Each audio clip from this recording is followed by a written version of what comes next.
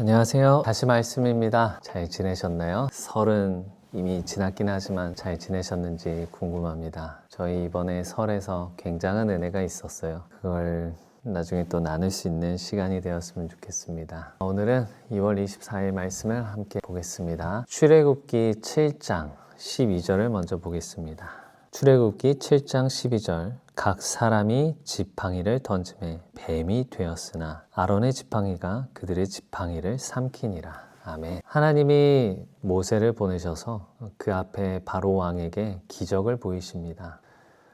그런데 모세의 지팡이만 뱀이 된 것이 아니라 애굽에 있는 마술사들도 자기들의 요술로 그와 같이 지팡이를 던지니까 뱀이 되었습니다. 놀랍죠? 그런데 오늘의 핵심은 12절 말씀 아론의 지팡이가 그들의 지팡이를 삼키니라입니다. 여러분, 뭔가를 삼킨다는 것은 우리가 뭔가를 입에 넣을 때 배고파서 넣잖아요. 그런데 이 아론의 지팡이가 마술사들의 지팡이를 삼켰습니다. 삼킨다는 것은 그것이 배고픔이 있다는 것이고 뭔가를 먹을 식욕이 있다는 것이죠. 마술사들의 지팡이는 그냥 뱀의 형상을 한 것뿐인데 아론의 지팡이는 그 뱀들을 잡아먹습니다. 저는 예전에 이것을 그냥 단순하게 하나님이 더 세구나, 하나님이 더 세서 그 마술사들의 뱀을 강하니까 먹을 수 있었구나 라고 받아들였었습니다. 그런데 오늘 새롭게 보이는 것은 하나님께서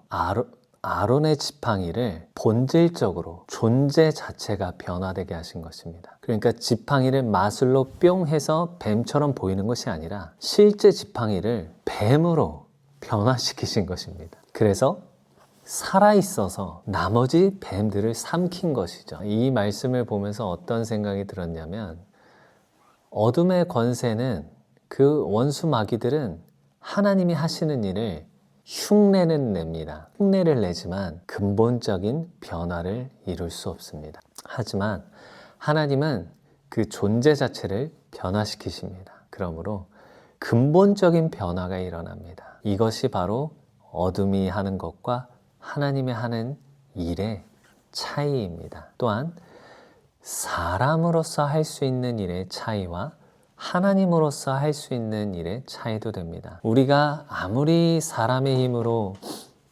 노력하려고 한들 우리 본질 자체는 변화시킬 수 없습니다. 하나님은 우리를 본질 자체를 변화시키실 수 있습니다. 사람이 아무리 100년 동안 돌을 닦고 수행을 하고 몸에서 사리가 나와도 그 존재 자체는 변하지 않습니다. 그 존재는 죄인입니다. 그러나 하나님께서는 우리가 그 복음을 믿기만 하고 예수 그리스도를 입으로 시인하고 구주로 영접하면 우리는 바로 의인이 됩니다. 놀라운 일이죠. 이것이 바로 사람으로서 할 수 있는 한계와 하나님으로부터 올 수 있는 그 은혜의 차이입니다. 아멘, 아멘입니다. 그러므로 우리는 우리의 힘과 우리의 노력으로 사는 것이 아니라 우리는 언제든지 예수를 믿기 전에도 또한 예수를 믿고 난 초반에도 예수를 한참 믿은 이후에도 우리는 언제든지 예수님의 은혜로만 살아야 할 것입니다. 하나님의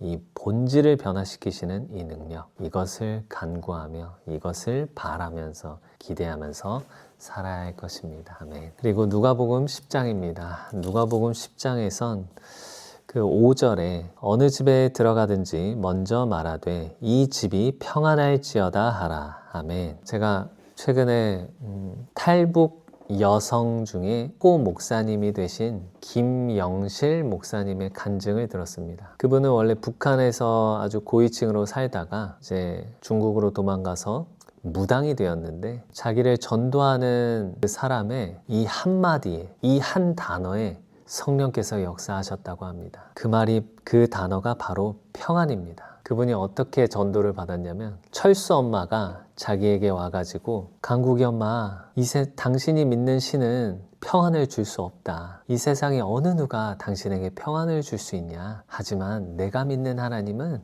평안을 주시는 하나님이다 하고 훅 도망갔대. 그랬는데 그 평안이라는 단어가 자기에게 훅 들어와서 대체 어느 신이 우리에게 인간에게 평안을 줄 수 있단 말인가 하면서 그러면서 성령께서 역사하시고 그 영혼이 또한 변화되는 은혜가 있었습니다. 예수님께서 십자가에 못 박히시고 나서 부활하시고 나서 제자들에게 와서 첫 번째로 하신 것이 숨을 내쉬며 평안히 있으라 했습니다. 놀랍지 않나요? 그리고 오늘 이 말씀에도 어느 집에 지금 제 제자들에게 전도함을 보냈는데 첫 번째로 하는 말이 이 집이 평안할지어다. 제가 이 말씀을 보면서 평안이 이렇게 중요한 거였구나. 또한 평안이 성령 하나님께서 주실 수 있는 능력이요 가장 큰 은혜임을 또한 알게 되었습니다. 그러므로 우리가 이 땅에서 구할 때 다른 어떤 걸 구하기보다 평안을 구하고, 내가 지금 평안 가운데 있는지,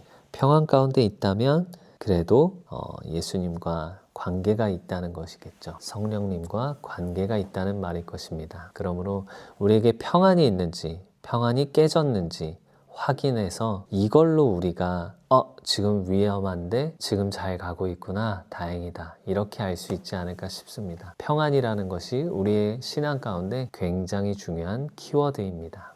아멘. 누가복음 10장 21절입니다. 누가복음 10장 21절에 예수님께서 이렇게 기도하십니다. 그때 예수께서 성령으로 기뻐하시며 이르시되 천지의 주제이신 아버지여, 이것을 지혜롭고 슬기 있는 자들에게는 숨기시고 어린아이들에게는 나타내심을 감사하나이다.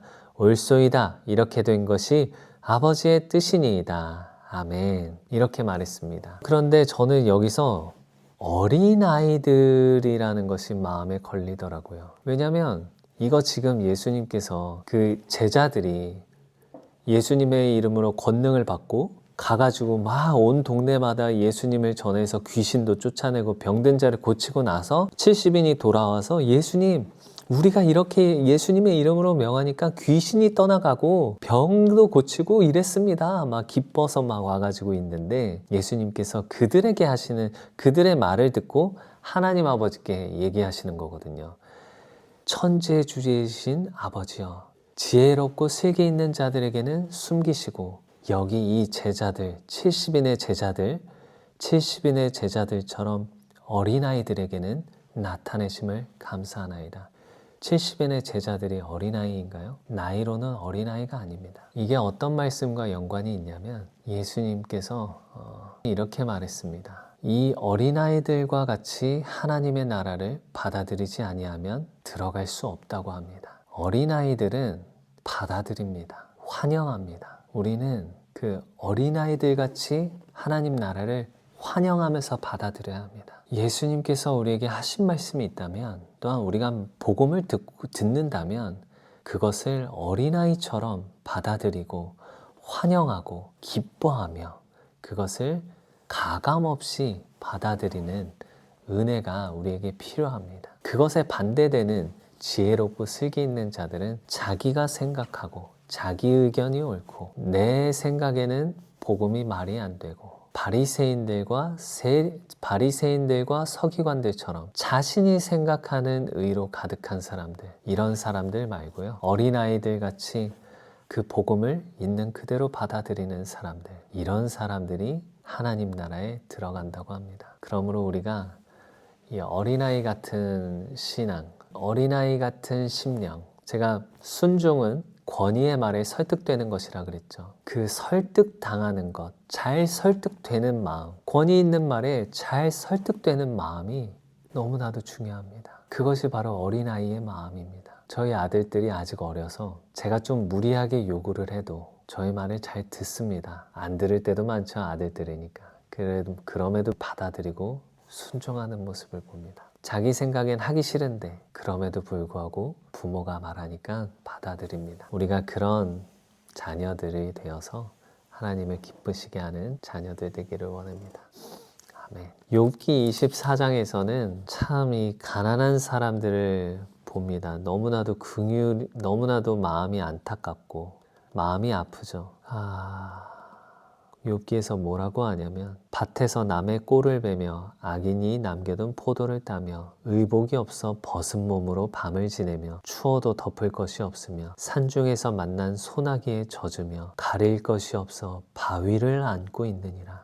어떤 사람은 고아를 어머니의 품에서 빼앗으며 가난한 자의 옷을 볼모 잡음으로 그들이 옷이 없어 벌거벗고 다니며 곡식 이삭을 나르나 굶주리고 그 사람들의 담 사이에서 기름을 짜며 목말라 하면서 술틀을 밟느니라. 이 세상에는 항상 가난한 사람들이 있습니다. 예수님도 말씀하셨듯이 가난한 사람들은 너희와 항상 함께 있을 것이라고 합니다. 세상의 어떤 단체나 어떤 사상들은 이 땅에 유토피아를 만들어서 그런 걸 아예 없애려고 만들죠. 가난한 자가 없는 나라를 만들려고 똑같이 다 빼앗아서 나라가 독점하고 나누려고 합니다. 그러나 그것은 이상일 뿐 그렇게 되지 않죠. 현실이 그렇지 않습니까? 그래서 이 세상에 가난한 사람들은 항상 있을 것인데, 그렇다면 우리는, 교회는 그들을 어떻게, 어디서부터 어디까지 섬기면 좋을까 하는 그런 생각이 들었습니다. 그래서 그런 고민들을 좀 해보면 좋을 것 같습니다. 고린도전서 14장에서는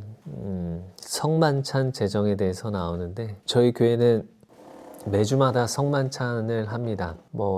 이전에는 한 달에 한 번씩 이렇게 가운도 다 입으시고 이렇게 하시다가, 이제 올해부터는 식사를 하는 장소에다가 성만찬기를 따로 놓고 본인이 직접 가져가서 기도하고 먹게 합니다. 그 앞에 이 성만찬에 대한 말씀이 있으면 좋겠다는 생각이 드네요. 오늘의 나눔은 여기까지입니다. 평안하시길 원하고, 무엇보다도 하나님의 본질 자체를 변화시키시는, 그 근본 자체를 변화시키는 하나님의 능력을 의지하여 그것을 사모하며 살아가는 사람들 되었으면 좋겠습니다. 감사합니다. 기도하겠습니다. 좋으신 아버지 하나님, 감사합니다. 우리에게 은혜를 주심을 감사드리고, 우리가 늘 평안 가운데 머무를 수 있도록 인도하여 주옵소서. 우리의 능력의 근원이 되시는 주님만을 의지합니다. 예수 그리스도 이름으로 기도합니다. 아멘. 축복합니다.